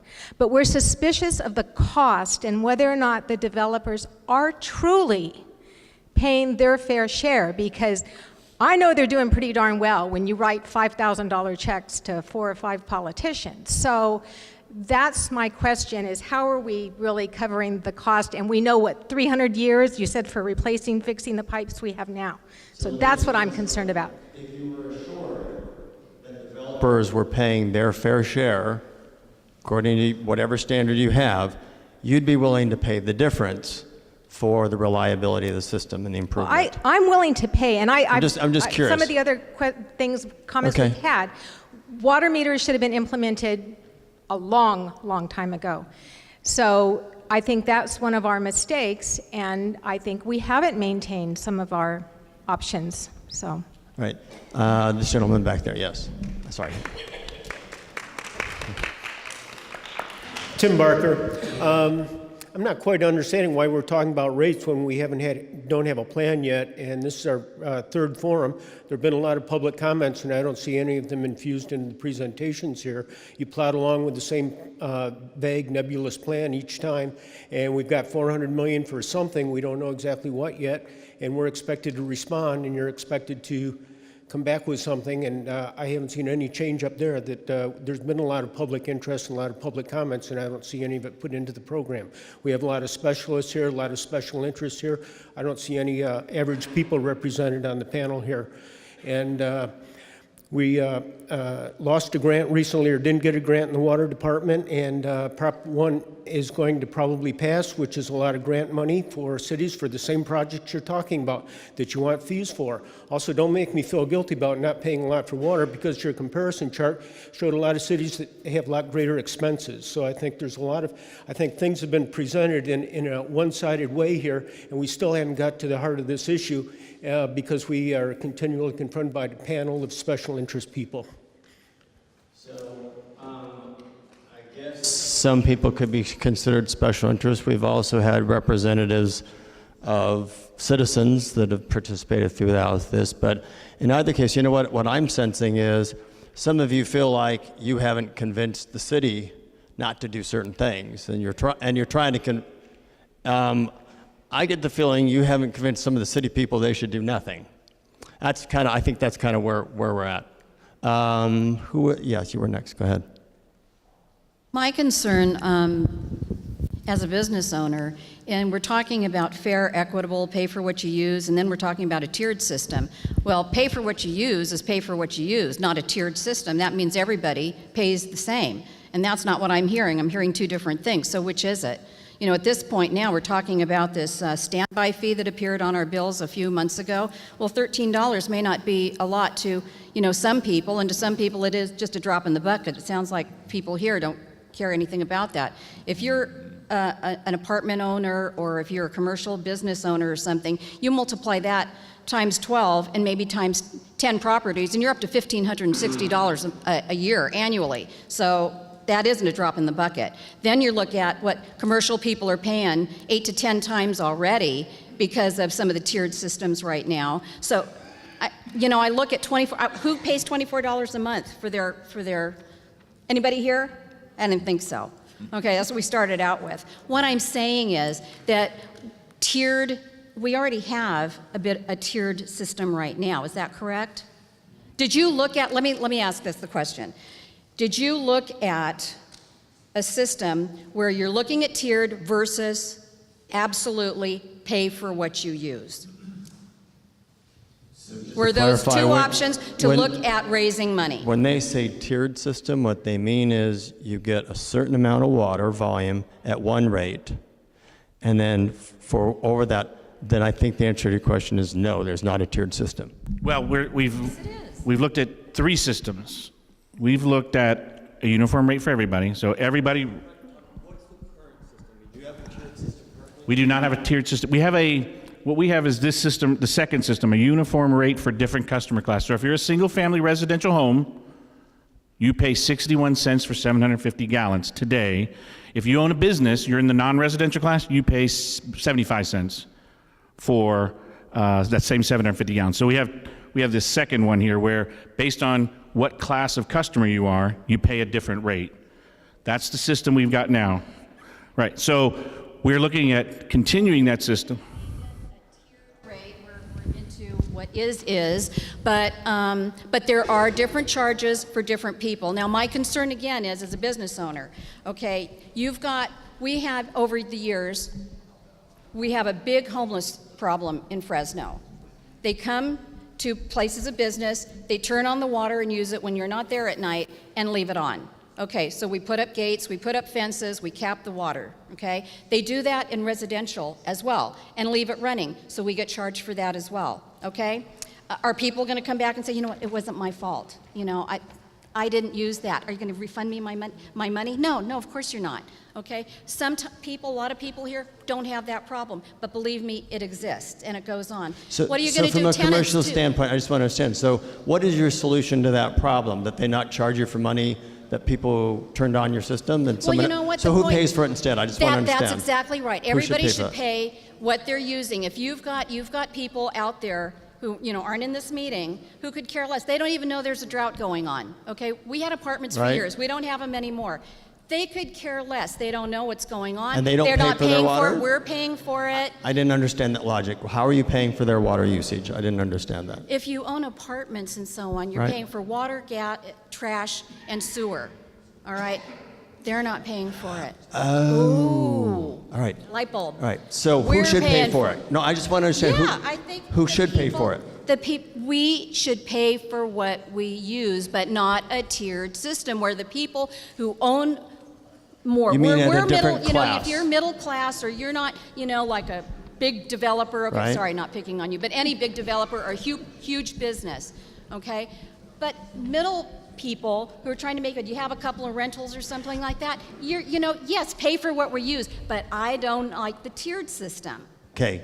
And that's what people are shooting for, so that the people who are making have a little bit more property or something are going to get killed. We're getting killed now. So you don't want to pay a higher rate for your water than what Than somebody other else. people I pay. want Got it. everybody to pay the same rate. Got it. Okay, got it. All right. I think you had someone over here who's had her hand up for a while. My name is Marina Magdaleno, and I think that part of the reason that we have skepticism in our community is that we do have a lack of trust, okay? And my experience is Measure G, because during Measure G, the city told us that they were broke, that they were on the verge of bankruptcy, all of these, and this is why they wanted to sell trash, and it was going to do all these things, and we were going to lose a lot of jobs. But the reality is that we weren't there, not to the degree that they painted the picture. We didn't file bankruptcy. They were able to make payroll. They did all these good things. So I believe that, Tommy, I love you, but I really truly believe that before you sell the plan, I think you really need to have something in writing for people to see. What are the options? What are the costs? What are the different types of plans? And these are the real costs that are going to be associated, whether it's a tiered rate, whether it's a flat rate, whatever the rate is. And I just want to tell you that we've been paying that $13 and change standby fee since meters were implemented. It's not a new thing. Been paying them for a few years. You just hadn't noticed it, but it's there. And so, and even that, when that got on our bill, we didn't know about that. Nobody told us about that. And so I think it's about being totally transparent with folks. Putting down what the costs are really going to be. If you have a lot size, this size, and you use this much water, if it's going to be that 750 gallons, this is what you expect to pay. If it goes above that 750 gallons, then this is what you're going to pay, this much more. Because I think that if people have an understanding of that, I think that they'll embrace it a little bit better. Now, I still have issues with that southeast plant, and I'm glad that you're going to cut it down a little bit, because I don't think that any of us, I don't have an issue with repairing the infrastructure, because we have old infrastructure in our city. But the amount of money that was going to be spent on the plant, not even half of it was for infrastructure. So I think that people need to truly understand where the infrastructure costs are going to be. How much of it is, how much in the millions is it going to be, or whatever it's going to be. And where is that infrastructure going to be? Where are you going to target? Is it going to be in West Fresno? Is it going to be in North Fresno? Where exactly? So that people need to know that. It's their money. It's our money. So take it to heart, Tommy, and I hope that you guys do that. Got it. Bruce? I think I got to everybody who had their hand up for at least a half an hour, all right? But we could probably keep going all night long, but I think we're going to end it there since we're already a half hour past time. Tom, I'd like to just have you say thank you. Yes, I just wanted to thank everyone for coming for the 3 meetings. We've got one more, November 10th, and that's where we will pull out of the box the plan, kind of a preliminary proposal that we would make to the council sometime later this month. So thank you all for coming. I appreciate it. Have a great night. Drive safe.